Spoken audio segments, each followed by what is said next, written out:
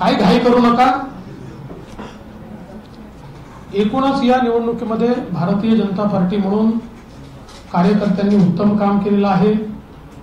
आमच्या प्रदेश अध्यक्षांनी प्रचंड मेहनत या ठिकाणी केली, प्रचंड फिरले, खालपर्यंत जाऊन कार्यकर्त्यांना ऑर्गनाइज करण्याचं काम हे अध्यक्षांनी चांगल्या प्रकारे केलं. मुंबईमध्ये अध्यक्षांनी स्वतः लक्ष घालून खालपर्यंत पार्टी ऍक्टिव्हेट केली.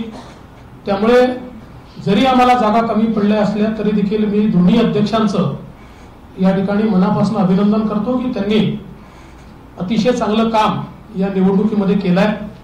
आणि मुळातच शेवटी हे किती स्टॅटिस्टिक्स मी मांडलं असलं तरी जागा कमी आलेल्या आहेत ही फॅक्ट आपल्याला या ठिकाणी मान्य करावी लागेल. आणि एकूणच या निवडणुकीचं नेतृत्व हे एक प्रकारे भारतीय जनता पक्षामध्ये मी करत होतो. त्यामुळे या ठिकाणी जो काही पराभव झाला असेल, ज्या काही जागा कमी आल्या असतील, याची सगळी जबाबदारी ही माझी आहे, ती मी स्वीकारतो. मी हे मान्य करतो की कुठेतरी मी स्वतः याच्यामध्ये कमी पडलेलो आहे आणि ती कमतरता भरून काढण्याचा प्रयत्न पूर्णपणे करणार आहे. त्यामुळे हा जो काही भारतीय जनता पक्षाला या ठिकाणी सेटबॅक महाराष्ट्रामध्ये सहन करावा लागला, याची सगळी जबाबदारी ही देवेंद्र फडणवीस मी या ठिकाणी स्वीकारतो. मी पक्षाला एक विनंती अजून करणार आहे. अर्थात भारतीय जनता पक्षामध्ये पक्ष सगळे निर्णय करतो की आता मला विधानसभेकरता पूर्ण वेळ त्या ठिकाणी उतरायचा आहे.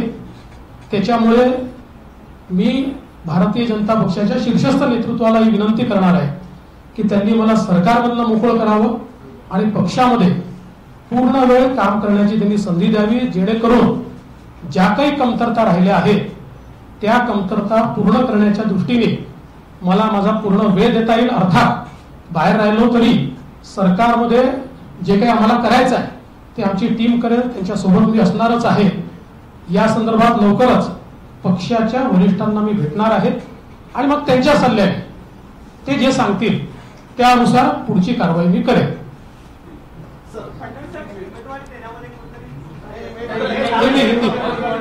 हिंदी रे बाबा, थांबा.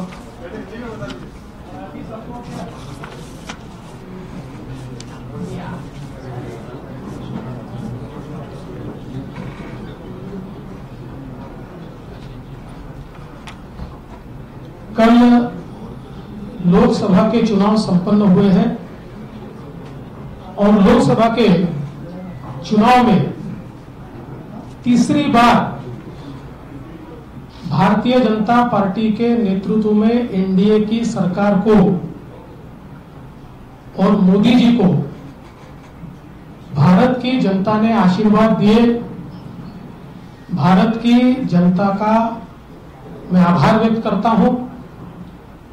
विशेष रूप से नेहरू जी के बाद, यानी 1962 के बाद मोदी जी ऐसे पहले प्रधानमंत्री होंगे जो तीसरी बार लगातार देश के प्रधानमंत्री बन रहे हैं. एक नया रिकॉर्ड मोदी जी इस चुनाव में कायम कर रहे हैं.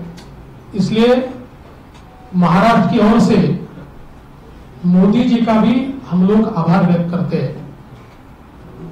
और उसके साथ साथ देश में अरुणाचल प्रदेश और उड़ीसा, ये दो जगह की विधानसभाओं में लोगों ने भारतीय जनता पार्टी को पूर्ण बहुमत दिया, हमको चुनकर दिया.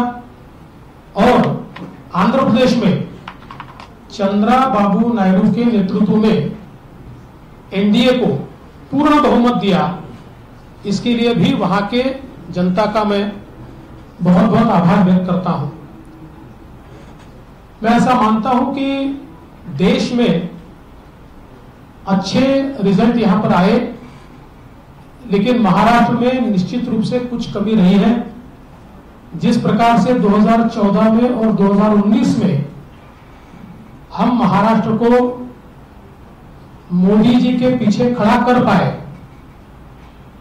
उसमें एक बड़ी कमी इस चुनाव में आई है और भारतीय जनता पार्टी को जिस प्रकार की अपेक्षा थी उस प्रकार की सीटें इस चुनाव में नहीं मिल पाई।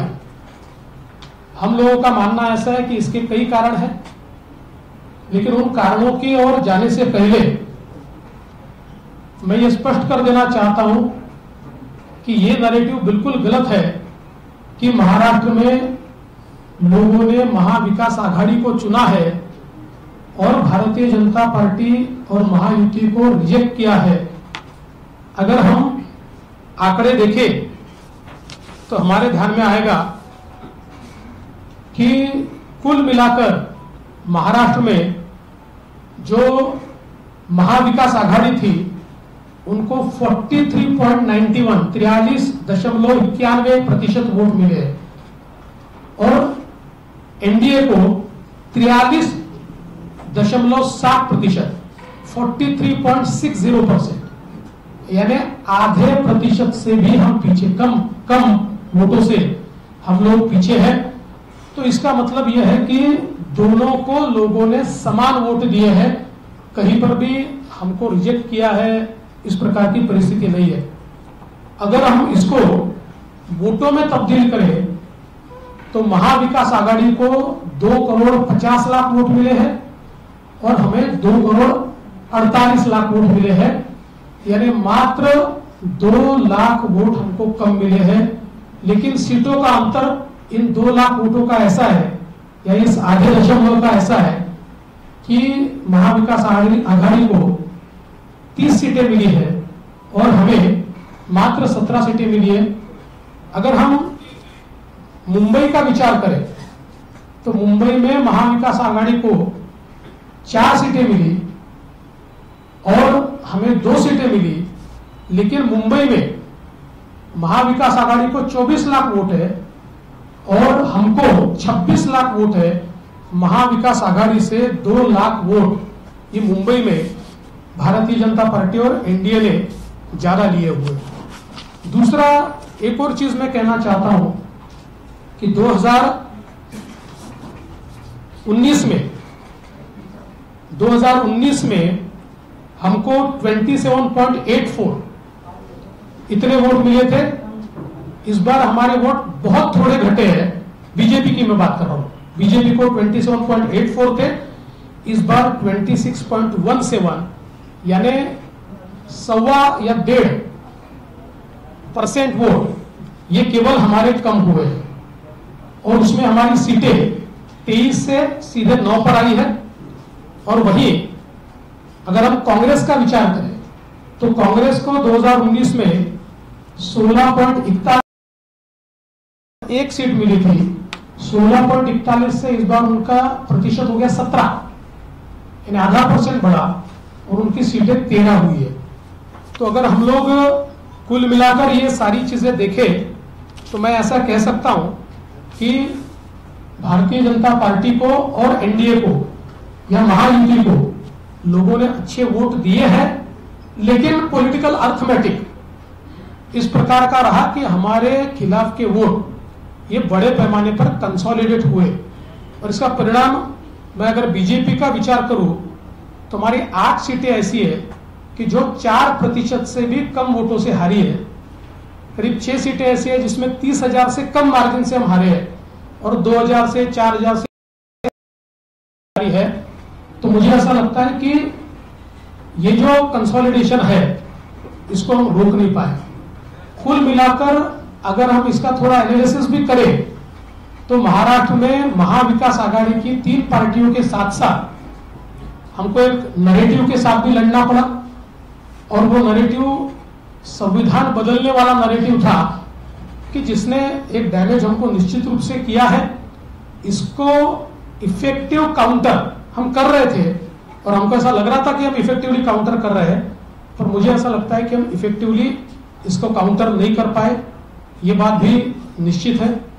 और कई कारण आज हमारी जो बैठक हुई, इस बैठक में इस हार के और कई कारण हम लोगों के ध्यान में आए, जिसमें विशेष रूप से कई जगह पर हमारे उम्मीदवारों की एंटी इनकम्बेंसी हम असेस नहीं कर पाए, और उसके कारण 2 बार 3 बार के कई उम्मीदवार थे कि जिनको चुनाव के दरमियान हमारे ध्यान में आया कि इनके बारे में एक एंटी इनकम्बेंसी है। तो ये एक जरूर कारण रहा।